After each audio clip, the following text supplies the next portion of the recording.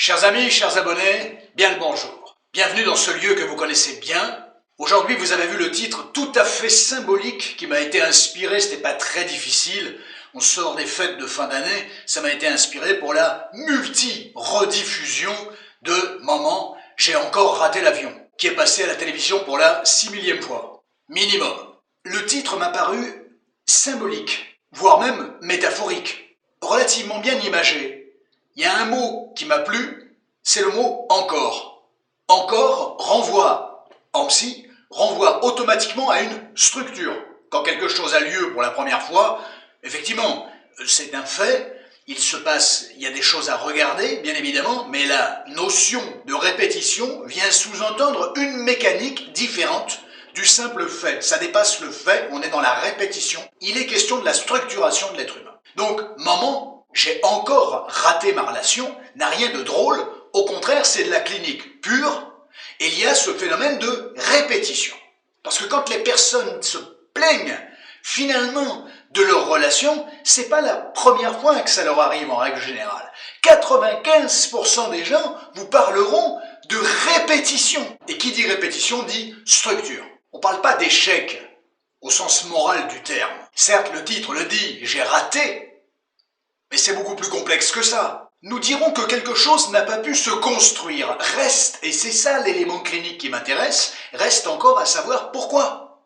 Alors, bien évidemment, c'est casuistique, c'est propre à la structure psychique de chaque personne qui va regarder la vidéo. Et à chacun sa structure. Et aucune structure n'est identique à une autre. C'est ce qui fait la subjectivité, la singularité des êtres humains. Le titre peut faire effectivement sourire, il n'en est rien, puisque pour beaucoup, ce constat-là est douloureux. Donc on ne rigole pas avec ce qui fait mal. Quand une relation s'arrête, ce n'est jamais anodin. La souffrance, c'est toujours légitime, il faut la respecter, et il ne faut pas juger ce que quelqu'un a fait de sa relation ou dans sa relation. On parle des personnes de bonne foi, là. Attention, des personnes qui étaient à fond et qui se donnaient les moyens, qui tentaient de se donner les moyens pour que ça fonctionne. Pas le manipulateur ou le pervers narcissique qui va se plaindre de quelque chose alors qu'il a tout fait pour que finalement ça s'arrête, ou que ça périclite. Alors dites-moi, avec ce préambule, on va rentrer un petit peu plus dans le détail, c'est ça qui nous intéresse. J'entends un écho terrible, c'est pour ça que je ne tourne plus dans cette salle, parce qu'effectivement il y a trop d'écho que je ne peux pas, je peux l'amoindrir au montage, mais pas totalement. Donc c'est quand même assez dérangeant, autant pour vous que pour moi, mais bon. J'aime bien tourner en ce lieu, c'est un lieu culte pour la chaîne, vous le savez très bien. Qu'est-ce qui fait que la relation a échoué? Est-ce que c'est la seule question à se poser? On pourrait poser la question autrement, je pense que c'est comme ça d'ailleurs qu'il faudrait le formuler. Qu'est-ce qui a empêché la relation d'advenir? Autrement dit, de s'émanciper, de se créer. Elle a pu s'initier comme un préambule, mais qui finalement n'écrit pas l'histoire qui devait lui être subséquente. Ça permet d'introduire des éléments. La condition de possibilité d'une relation. Autrement dit, ce qui était là dès le départ. Alors on rentre dans le détail. Numéro 1. Là, il y a un ordre. Les caractéristiques psycho-affectives, psycho-affectivo-émotionnelles de la personne qui est entrée en relation. Donc ça, c'est avant le début de la relation. Parce que c'est avec ces éléments-là, ces caractéristiques-là, que la personne, homme, femme, peu importe, va rentrer en relation. Autre élément absolument capital, le choix du partenaire. Le choix du partenaire, il peut être dicté par bon nombre de choses. Il peut être dicté par un besoin de réparation affectif. Il peut être dicté par une attraction vécue, ressentie pour la personne. Mais effectivement, c'est le caractère attrayant qui l'emporte. Plutôt que la notion saine. Ok, cette personne est attrayante, mais est-ce que c'est sain pour moi de la fréquenter ou pas? C'est pas les mêmes critères. Autre élément absolument capital, une confusion lors de la rencontre des prémices de la relation. Une confusion dans le choix, on est toujours dans le choix, entre l'intensité et la compatibilité. Intensité, ça veut dire qu'il se joue énormément de choses, au sens émotionnel, au sens affectif du terme. C'est abrasif, c'est explosif. Donc il y a une intensité forte, quels qu'en soient les événements. Mais ça ne traduit pas compatibilité, l'éventuelle compatibilité entre les deux partenaires. Ce sont deux critères fondamentalement différents. Un choix qui est fait. Tout à l'heure, on a vu attrait. Mais est-ce que l'attrait est une personne saine pour autant? Et là, on voit d'autres critères. Est-ce que l'intensité ne masque pas réellement la compatibilité entre les partenaires? Autre élément qui ont prédéterminé le choix, la notion du manque, la notion du vide, la notion de sauvetage, soit l'autre vers vous, soit vous vers l'autre, la notion du rôle, du registre, existentiel, fût-il, voire l'idéalisation. Tout ça sont des critères de choix, d'attirance, de démarrage de relation, mais qui sont bien évidemment à repérer, pas à vulgariser, mais qui ne sont probablement pas les plus structurants, au sens d'une relation apaisée, apaisante, stable.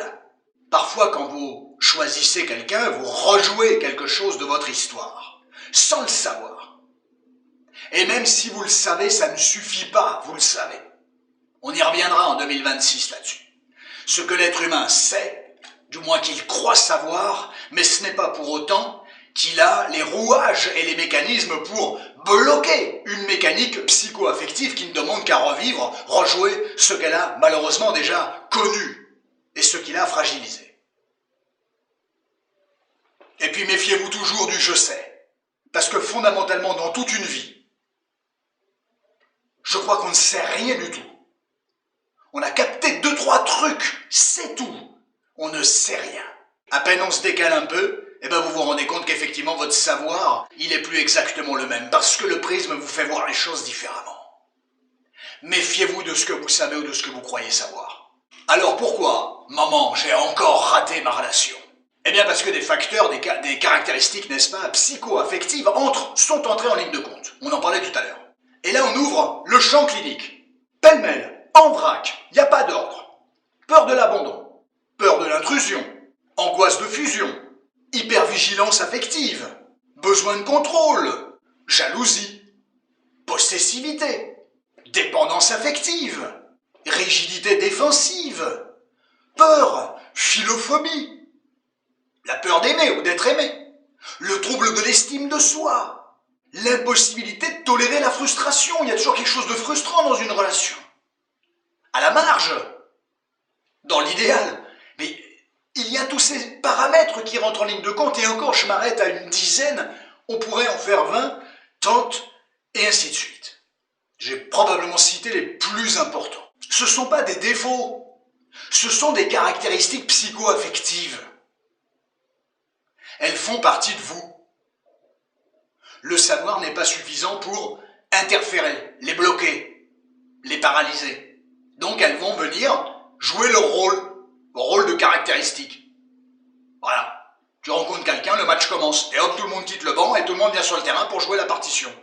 Faites-vous aider. Restez pas seul avec ça, tout seul, vous aurez peut-être des difficultés à vous en sortir. C'est pas une injure à vos compétences, c'est qu'on n'a pas toujours le recul nécessaire pour se rendre compte de ce qui se joue. Et quand on se rend compte, des fois il est trop tard. Ou on est allé trop loin, ou on a laissé trop de marge de manœuvre à l'autre, et que c'est difficile de reprendre la main. Ce sont des caractéristiques, ce sont des stratégies anciennes. Stratégies malgré vous, et elles demandent à retrouver leur juste application. Autre élément qui fait que les personnes ratent encore leur relation, c'est la notion de limite, des limites. Il n'y a pas de bonne relation humaine s'il n'y a pas de limite. Si c'est la fête du slip, si on est chez mémé et que tu peux faire ce que tu veux, c'est le bordel. Une relation saine, c'est pas une relation sans conflit. Une relation saine, c'est une relation qui présente des limites chez chacun et que l'autre les respecte. Ne cherche pas à les outrepasser. C'est ça une relation saine. C'est le respect de l'autre. C'est le respect de ses limites. L'acceptation. Je respecte l'autre. J'ai pas envie de dépasser, de franchir les limites. J'ai pas envie de mettre l'autre mal. Si les limites n'ont jamais été posées, c'est le bordel. Si les limites sont posées trop tard, c'est le bordel. S'il y a une incapacité à dire non par culpabilité, par peur de perdre l'autre, c'est le bordel, c'est fini. C'est tout ça qui fait que, maman, j'ai encore raté ma relation. Attendez, c'est même pas fini. Et encore, je vais être court. Je vais essayer. Je vous la fais courte sur les prises de tête obsessionnelles, pour être très fin par rapport à ce qu'on a déjà invoqué ensemble. Et si vous faisiez parfois une fixation sur des détails, il y a quand même des choses avec lesquelles il faut prendre un peu de distance, sinon c'est de la prise de tête pour de la prise de tête. Et honnêtement, la vie elle est déjà assez compliquée comme ça. Si effectivement vous brodez sur des détails, ça risque d'appesantir la fluidité de votre vie psychique. Si vous ruminez sur vos peurs, si vous ruminez sur un fait, si vous ruminez sur le doute, la défiance, je ne peux pas faire que l'autre a fait ça, je ne peux pas lui faire confiance, il faut voir ce que c'est de la casuistique, qu'est-ce qui s'est passé. S'il y a des micro-signaux qui apparaissent de surinvestissement, s'il y a une confusion qui se met en place entre intuition et anxiété, qui chez certaines personnes sont quasiment automatiques, c'est relié. Aborder une relation avec l'anxiété, c'est compliqué. C'est une caractéristique, l'anxiété. Autrement dit, pour résumer, ce travail sur l'obsession affective et l'anxiété qui lui est afférente bien souvent, à visée de rumination, c'est la constance, c'est la récurrence, c'est la permanence. Ce que je voulais vous dire, pour conclure ce chapitre-là, c'est quand le lien à l'autre devient un objet de pensée permanent, constant, un objet de pensée, le lien à l'autre, il cesse, le lien à l'autre, d'être un lien, un lieu, je dirais au sens lacanien du terme, un lieu rassurant. Ton espace psychique n'est plus habité à ce moment-là par quelque chose de serein, il est effectivement habité par quelque chose de l'ordre de l'anxiété. Le lien à l'autre finit par te poser problème. Alors qu'à la base, l'autre, au sens amoureux du terme, c'est de l'agrément tout à fait intéressant à soulever. À travailler les petits amis, à travailler. Si je peux vous aider, vous savez où me trouver. Pourquoi ça se répète? Je l'ai dit en début de vidéo, le mot encore. Maman, j'ai encore raté ma relation, peu importe d'où ça vient. Le programme de télé de Noël a fait son effet. Je n'ai pas regardé le film, je vous le dis tout de suite. Il me semble qu'il y a 25 ans, je l'ai vu ce film. Pourquoi ça se répète? Parce qu'il est question de structure, il n'est pas question de bon vouloir. Tu ne travailles pas le matin pour dire tiens, je vais chier ma relation. Pardon, excusez-moi. Non, c'est pas comme ça que ça marche. Il y a même des personnes qui sont persuadées de se donner les meilleurs moyens pour y arriver. Donc, c'est pas l'intention qu'on peut attaquer, accuser. On n'accuse rien, on n'attaque rien, on pointe du doigt, peut-être on constate. Sans jugement. Donc c'est pas une histoire d'intention. Il y a des gens qui volontairement nuisent à leur propre relation, se tirent une balle dans le pied. Grande spécialité de l'être humain, bien évidemment, malheureusement. Parce que votre pire ennemi, c'est vous, mais votre meilleur allié, c'est vous-même aussi. La répétition, favorable ou défavorable, malheureusement, c'est toujours une tentative de rejouer quelque chose et de maîtrise. Mais si la problématique de base, effectivement, n'est pas dépassée, apaisée, il ne faut pas s'étonner à ce que ça vous échappe. Et pour que ça se rejoue, et ainsi de suite. Tenter de maîtriser quelque chose. Il y a d'autres moyens d'essayer de maîtriser sa problématique que dans la relation directement. Vous êtes en première ligne à ce moment-là, c'est très compliqué d'œuvrer quand vous êtes en première ligne. Il vaut mieux avoir un certain recul et regarder tout ça avec la longue vue. La connaissance de vos mécanismes, de votre structure psychique est en règle générale inconscient. Pourquoi ça se répète? Parce qu'il pourrait y avoir psychiquement ce qu'on appelle une fixation.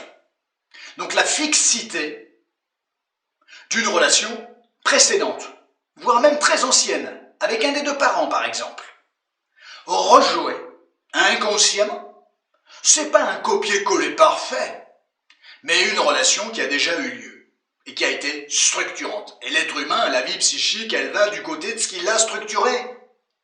C'est autant un avantage qu'un inconvénient. Ça dépend de ce qui a structuré chacun à travailler. Vouloir retrouver un calme relationnel quand vous rencontrez quelqu'un, même les premiers mois, tout va bien, c'est explosif, machin, c'est le bordel. C'est-à-dire que votre quotidien, il est un petit peu chambardé. Il est positivement, normalement, chambardé. Or, tout à l'heure, vous l'avez vu, on a vu que finalement, il y a bon nombre de gens qui se posaient beaucoup plus de questions qu'autre chose, et des questions non pas favorables, des questions plutôt péjoratives, défavorables, anxiogènes. Donc, l'envie de retrouver un certain état d'apaisement. Malheureusement, l'un des meilleurs moyens de retrouver l'apaisement, c'est la cessation de la relation. Directement, indirectement, fortuitement, en œuvrant, directement, indirectement, en se tirant une balle dans le pied, peu importe. Attention aussi à ça. Retrouver un état de plénitude. Quitter effectivement une source de conflit. Donc même si vous êtes au courant, quand de nouveau la source de conflit va se remettre en route, je vous souhaite de rencontrer quelqu'un et de tomber amoureux ou amoureuse, méfiez-vous de l'état amoureux, hein. Ces 3-4 mois, c'est nul, hein. Ce que vous voyez pendant 3 ou 4 mois, c'est pas ce qu'est l'autre réellement, hein. C'est un prémisse. C'est une façade. Ensuite, il faut rentrer, c'est une vitrine, comme je dis souvent, ensuite il faut rentrer dans la boutique pour aller regarder l'arrière-boutique. Ce qui se répète, c'est pas l'échec pour l'échec. C'est une question qui reste sans réponse. Alors que cette question doit être posée à un moment ou à un autre, il faudra vous la poser, distinctement, il faudra l'énoncer. Et effectivement, il faudra tenter d'y trouver une réponse. Ou une ébauche, ou l'émergence d'une réponse. Voire un ersatz de réponse. Quelque chose qui est consistant, qui répond à la question de fond. Pourquoi ça fonctionne comme ça dans mon existence? On n'est pas dans la recette. On n'est pas dans les solutions magiques. On n'est certainement pas dans la culpabilité. On est dans la pensée, dans la construction. On est dans la mise en mots. On est du côté de la structure. Cette structure parle, il faut l'entendre. On tente de déculpabiliser cette structure d'ailleurs. On cherche à comprendre ce qui ne permet pas à une relation d'advenir. Parce que vous avez le droit forcément à votre mètre carré de bonheur. Il n'y a pas de raison que ça soit plus fertile à côté, et pas à l'endroit où vous êtes. Et si c'est pas fertile, il faut se poser la question pourquoi. J'espère vivement vous avoir intéressé. Très bonne année 2026 à vous tous. Prenez grand soin de vous. À très bientôt.